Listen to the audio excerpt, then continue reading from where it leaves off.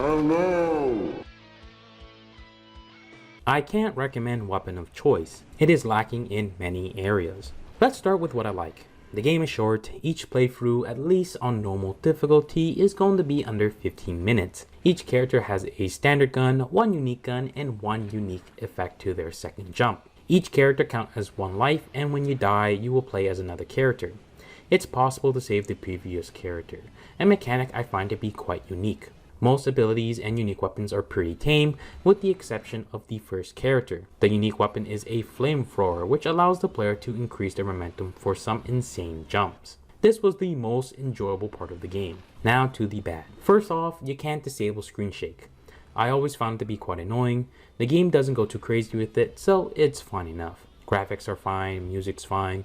The game is pretty fair, maybe on the easier side. Of course, I did play on normal mode. The game has a slow-mo anti-death mechanic, which does make the flamethrower weapon more fun to use, as it's a lot easier to dodge possible deaths. However, I do have mixed feelings on it.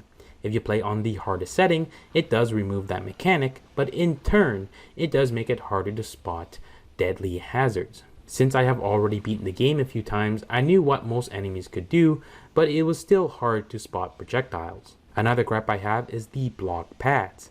I understand that some areas the developer didn't want the player to go to, but at least make the spikes stand out a lot more and have something to block the player instead of a random invisible wall. Like always, I don't care much for the story, and it was nothing special either. I will also remind you the game can be quite short. While you can spend more time after beating all the possible paths and get all achievements, it doesn't really offer enough to the player. The unlocks are quite limited, there's only 3 to 4 paths, and most of the difficulty settings felt redundant. Chain grab mechanics or the climbing mechanic feels bad. It does it automatically, and I think I just hate how slow it makes you feel. Overall, I sadly can't recommend this game.